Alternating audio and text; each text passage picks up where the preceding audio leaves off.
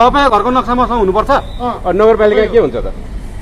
तपाईको नक्सा मसँग मैले अफिसमा त यहाँनिर यत्रो नोटिस दिएको छ अनि के हो यो? हजुरले के 35 दिन भित्र खाली गर भनेर नोटिस दिएको छैन? तपाईको घरको नक्सा मसँग हुन्छ? अनि मैले खाली गर्ने किन कसरी गर्ने खाली? मैले तपाईको घरको नक्सा मसँग हुन्छ त जाउने। हजुरलाई हेर्नु यो बाटो सडक विभागले यो बाटो बढाएको थियो। हाम्रो पहिले जसरी जानुपर्ने थियो अहिले कहाँ बिल्डिङको बेसमेन्ट तपाईको बिल्डिङको पार्किङ चाहिँ कहाँ छ? लिजको कुरा नगरौँ। तपाईकै जग्गा तपाईको बिल्डिङको पार्किङ कहाँ छ देखाउनु। अब लिज दिन चाहिँ मान्ने कि नमान्ने? कसरी हो त्यसरी? तपाईँले नक्सामा दृश्यमा तपाईँको दुइटै देखाउनु मिल्छ? यो सबैतिर त्यसो भने सबै बिल्डिङमा चाहिँ पार्किङ छ त आफ्नो बिल्डिङमा? होइन मैले बुझेँ कमर्सियल हो तर मैले कसरी तपाईँको नक्सामा क्षेत्रफल एरिया यो दुइटै प्लट देखाउनु पाउनुहुन्छ? दुइटै प्लट देखाउनु पाउनुहुन्छ नक्सामा? यसमा पाउनुहुन्न तर मेरो तपाईँकै नक्सामा बेसमेन्ट हुनुपर्छ क्या? अर्काको नक्सा मैले बुझेँ कि हजुर। तर के छ भने यो बाटो बढेपछि गाडी जाने ठोकाउँछ देखाउनु। त्यो त बनाउनु पर्यो नि त तपाईँले। सडक विभागले दिएन नि हजुर। यहाँ हेर्नु त ल गाडी जान्छ यहाँबाट होइन आउनु ल म देखाइदिन्छु। यहाँबाट गाडी बाइक कसरी बाइक बनाउनु पर्यो कसरी सडक विभागले दिएन नि? सडक विभागले दिनु भएन। सडक विभागले तपाईँको बिल्डिङ त्यो आफैले भन्नुभयो लिजमा लिएको बिल्डिङ बनेको 15 वर्ष भयो हेर्नु। तपाईँको यो सडक 5 वर्ष अगाडि चेन्ज भयो। तपाईँको नक्सामा त्यो नक्सा देखाउनु त्यो लालबुर्जा देखाउनु मिल्दैन। तपाईँको आफ्नै जग्गामा बेसमेन्ट मैले बुझेँ पार्किङ छैन। मैले बुझेँ यो बिग्रियो हजुर। यो बाटोले गर्दाखेरि समस्या भएको हो होइन? तपाईँले घुमाउनु मिल्छ ऱ्याम्प कसरी मिलेन हजुर?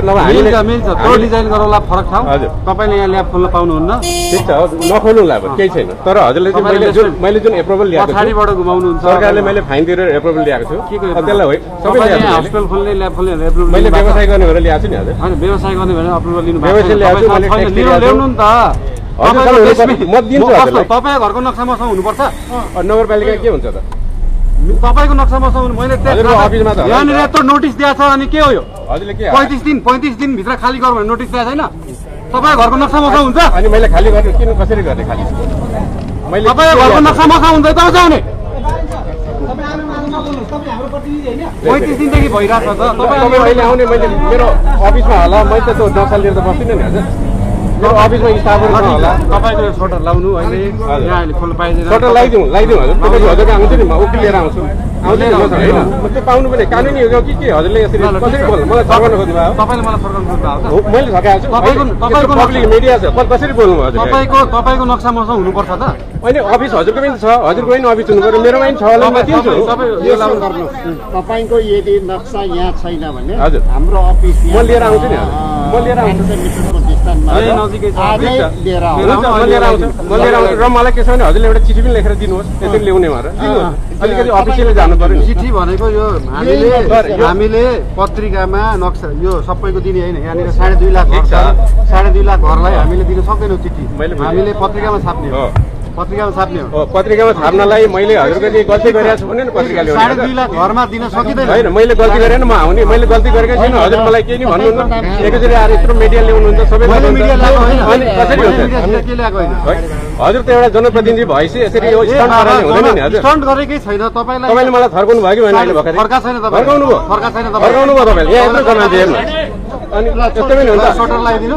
सटर लाउँला हजुर केही छैन। सटर लाउँला र चाहिँ के गर्ने भने त्यो सबै डकुमेन्ट लिएर उकिल सहित आउँछ हजुर। यसरी कानुनी राज्य हो यो। करोडौँ यहाँ कर तिरेर बसेको छ। कानुनी राज्य हो तपाईँको यो सबै गर्दाको करोडौँ कर तिर्छ हजुर। Respect the business people. This is not good. This is not good. Thank you very much सबैलाई। Thank you very much. 100% हामीले ट्याक्स दिन्छौँ करोडौँ ट्याक्स दिन्छौँ। रेस्पेक्ट गाँड में आल रानी कचरा होगा।